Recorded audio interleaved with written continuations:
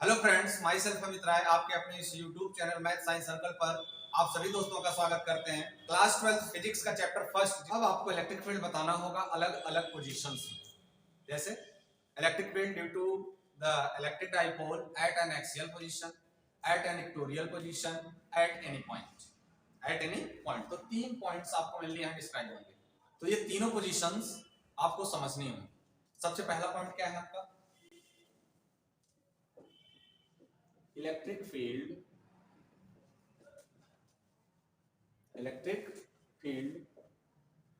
due to a electric dipole at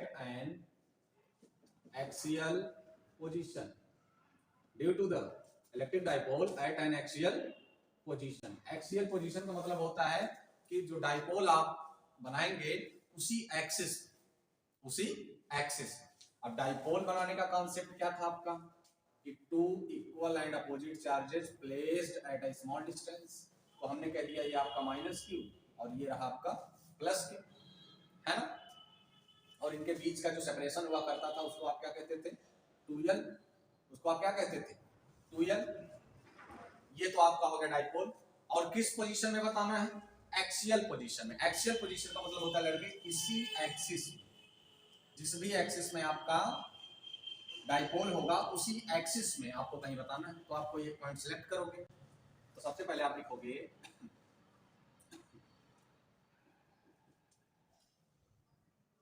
we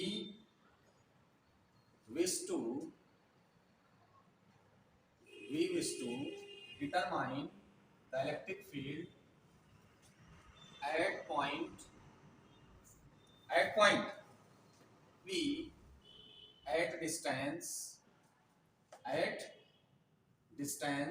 r from center of dipole O। Centre of dipole यानी ये अगर dipole है आपका तो इसका सेंटर कहीं बीच में ही होगा। इस सेंटर से r मीटर की डिस्टेंस पे आपने क्या किया?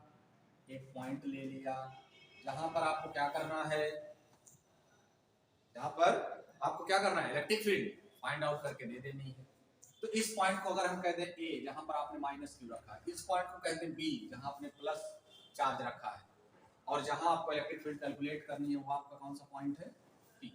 अगर ध्यान से आप देखो, प्लस चार्ज के अकॉर्डिंग इलेक्ट्रिक फील्ड की डायरेक्शन क्या होती है? Away from the charge. और नेगेटिव चार्ज है तो टुवर्ड्स द चार्ज। अगर ये फर्स्ट चार्ज बोल दें इसको और इसको हम सेकंड चार्ज बोल दें, तो सेकंड चार्ज के अकॉर्डिंग जो इलेक्ट्रिक फील्ड होगी वो किधर होगी? Away from the charge. इसको आप रिप्रेजेंट कर दें E2 से। और ये जो नेगेटिव चार्ज है इसके अकॉर्डिंग इलेक्ट्रिक फील्ड की डायरेक्शन क्या होगी? टुवर्ड्स द चार्ज, है ना। इसको हमने रिप्रेजेंट कर दिया E1 से। आप खुद ही देख सकते हो कि E2 की एरो हमने लंबी बनाई है और E1 की एरो हमने छोटी बनाई है। इसका रीजन ये है कि ये प्लस चार्ज पास में पड़ जा रहा है पॉइंट P के ना, तो ये अपना इलेक्ट्रिक फील्ड चार्ज डेवलप करेगा, है कि नहीं है। और उसकी डायरेक्शन क्या होगी? अवे फ्रॉम द चार्ज, बाहर की तरफ, क्योंकि प्लस है। और ये जो माइनस क्यू है ये इस पॉइंट P से इसके रेस्पेक्ट में ज्यादा डिस्टेंस पे, तो ये अपना इलेक्ट्रिक फील्ड यहाँ कम जनरेट कर पाएगा। तो इसकी एरो में क्या किया? छोटा किया। क्योंकि क्लास 11th में आप पढ़े हो कि length of the arrow is represents the magnitude of the vector. किसी भी वेक्टर को अगर आप रिप्रेजेंट कर रहे हो एरो के हेल्प से, तो उस एरो की लेंथ ही उसके मैग्नीट्यूड को रिप्रेजेंट करती है ना। तो इसी वजह से हम इसको छोटा किया और इसको थोड़ा सा लार्ज ड्रा कर दिए।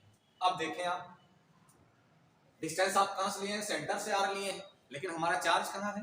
पॉइंट ए और पॉइंट बी पर है। सेंटर ओ पर तो है नहीं, सेंटर पर है चार्ज, नहीं सर, कहां सेंटर पर है? तो अब क्या चाहिए आपको? Due to the point charge के अकॉर्डिंग E = 1/4πε0 तो उसके लिए हमको जहां पर चार्ज है वहां से डिस्टेंस लेनी होगी। उसके लिए हमको जहां पर चार्ज है वहां से डिस्टेंस लेनी होगी। तो कहां है चार्ज? ए पर है और बी पर है। ए पर है और बी पर है ना। तो अब देखें ध्यान से आप, अगर इस पूरे डाइपोल की लेंथ 2l है, अगर ये सेंटर है इसका, ये हाफ लेंथ कितनी होगी? l यहां से यहां तक होगा, और यहां से यहां तक भी देखें ध्यान से, भी कितना होगा? l ही होगा ना। l होगा कि नहीं होगा? बिल्कुल होना चाहिए l ही।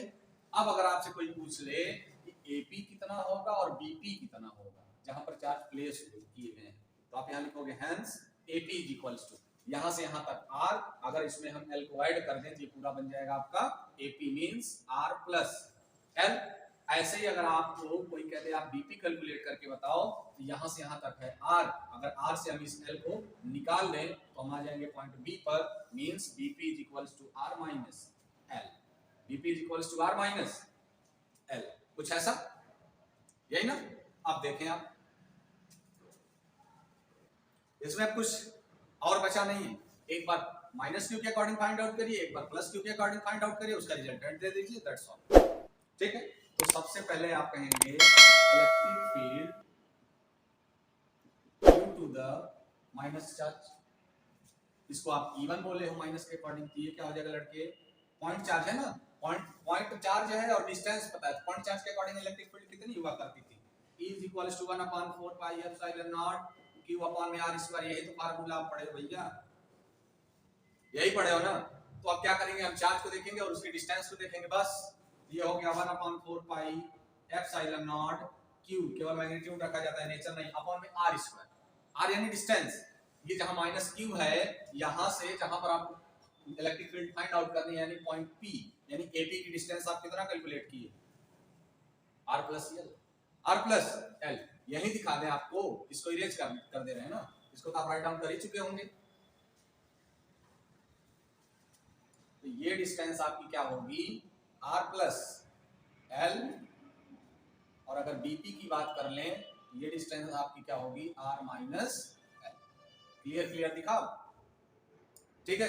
एपी ये डिस्टेंस r प्लस l, तो q अपॉन r स्क्वायर जहां होता था वहां आप लिखोगे r प्लस l का होल स्क्वायर। ऐसे ही electric field due to plus q charge, due to plus q charge, इसको आप बोल दें E2 इक्वल्स टू क्या हो जाएगा, 1/4 pi epsilon naught q upon में r स्क्वायर, r यानी इसकी डिस्टेंस आपने रिप्रेजेंट किया r माइनस l, तो r माइनस l का होल स्क्वायर। तो रिजल्टेंट इलेक्ट्रिक फील्ड है, रिजल्टेंट कितना, रिजल्टेंट इलेक्ट्रिक फील्ड है P, तो E is equals to away minus towards, क्योंकि ये जो इलेक्ट्रिक फील्ड जनरेट करेगा वो हार्ड होगा और ये जो इलेक्ट्रिक फील्ड जनरेट करेगा वो थोड़ा सा उससे कम होगा, इसका रीजन भी आपको हमने बताया भी अभी।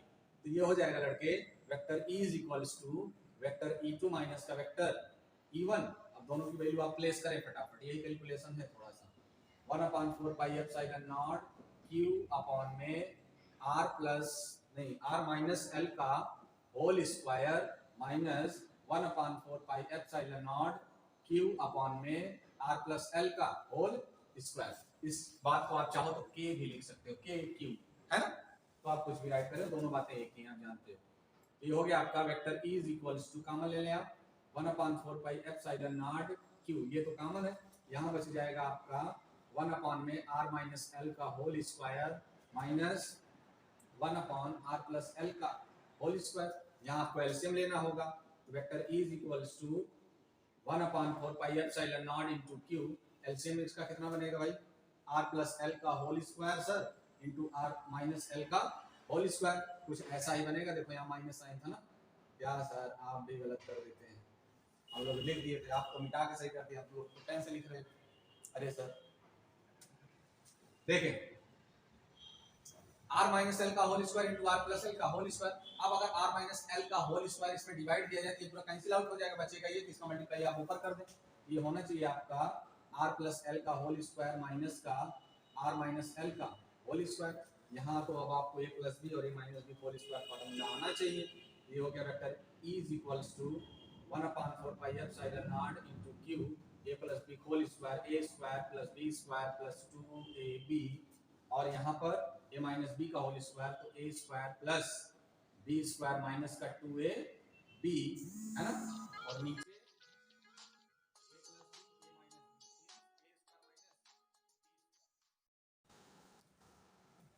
Means a plus b into a minus b, क्या हो जाएगा a square minus b square, तो ये हो जाएगा आपका r स्क्वायर माइनस का l स्क्वायर पूरे का होल स्क्वायर, ब्रैकेट के बाहर माइनस है, ब्रैकेट ओपन करेंगे तो साइन क्या हो जाएगा चेंज हो जाएगा तो vector E is equals to 1/4 pi epsilon naught into Q, ये हो गया आपका r square plus l square plus का 2rl, ब्रैकेट ओपन करेंगे तो ये प्लस था, ये माइनस हो जाएगा, यानी माइनस r स्क्वायर, ये प्लस l स्क्वायर था तो ये भी माइनस होना चाहिए, ये माइनस था बेचारा भी क्या हो जाएगा प्लस होके बच जाएगा। अब देखिए अपॉन में जो था उसको आप राइट डाउन करते चले, r square minus l square पूरे का होल स्क्वायर, r स्क्वायर से r square cancel, l square से l स्क्वायर कैंसिल, क्योंकि दोनों के साइन अलग अलग है, यहाँ 2rl यहाँ भी 2rl, तो 2rl कितना हो जाएगा 4rl, ये हो जाएगा आपका vector E is equals to 1/4 pi epsilon naught into Q into 4rl upon में r square minus l square पूरे का होल स्क्वायर। अब जरा आप ध्यान दें r के रेस्पेक्ट में ये जो सेंटर और p दोनों के बीच की डिस्टेंस आप r लेट किए थे, इस r के रेस्पेक्ट में ये l क्या है बहुत छोटा है ना, बहुत छोटा है, तो सबसे पहले आप लिखेंगे hence l is less than r, therefore l square is very less than of r square। अगर किसी छोटे नंबर का आप स्क्वायर करते हैं तो वो और छोटा हो जाएगा, ठीक है, तो हम क्या करें, बहुत छोटे लोगों को कोई काम नहीं है, अरे वो तो कहाँ उनको फिजिक्स और मैथ्स पढ़नी है,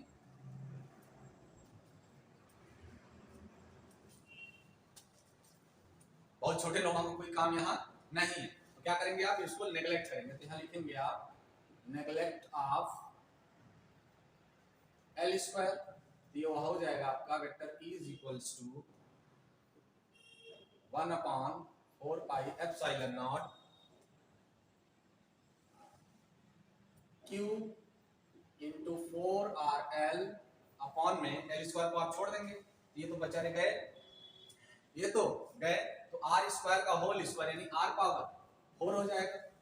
इस 4 को क्या हम दो पार्ट में लिख सकते हैं, तो ये हो गया आपका vector E is equals to 1/4 pi epsilon naught, 2 को बाहर निकाल दिया, 4 को हम दो पार्ट में ब्रेक कर रहे हैं 2 इंटू 2, और एक 2 को हम l के साथ रखेंगे, तो Q इंटू 2l, और आप r को यहाँ देख लें r पावर 1 r पावर 4, तो उसको कैंसिल आउट करेगा तो r पावर 3 बचेगा ना, तो ये हो जाएगा आपका r पावर 3 है ना, और we know that Q into 2l is p, तो ये हो गया vector E is equals to 1/4 pi epsilon naught 2, और ये हो गया वैल्यू आपका क्या p, क्योंकि अभी अभी आप पढ़े थे electric dipole moment P is equals to Q into 2l, तो ये हो गया आपका 2p अपॉन में r3।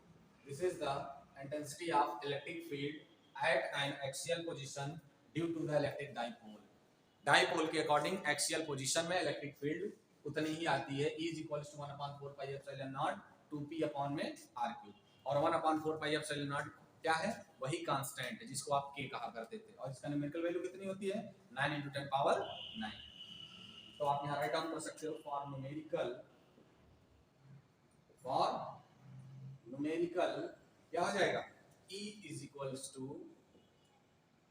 इसकी वैल्यू क्या है 9 × 10 पावर 9 इंटू 2p अपॉन में r3, 2p अपॉन में r3, क्लियर है, क्या किए आप, सबसे पहले एक डाइपोल लेट करेंगे -q प्लस q, उसके सेंटर से r के डिस्टेंस पे एक पॉइंट p ले लिए, -q के according electric field E1 toward the charge, plus q charge के according electric field E2 away from the charge, है ना, इसकी वैल्यू लार्ज होगी E2 की, इसकी लेंथ हमने बढ़ा दी, माइनस चार्ज के अकॉर्डिंग इसकी डिस्टेंस ज्यादा है तो इलेक्ट्रिक फील्ड कम होगी, तो उसकी लेंथ को हमने क्या कर दिया डिक्रीज कर दिया।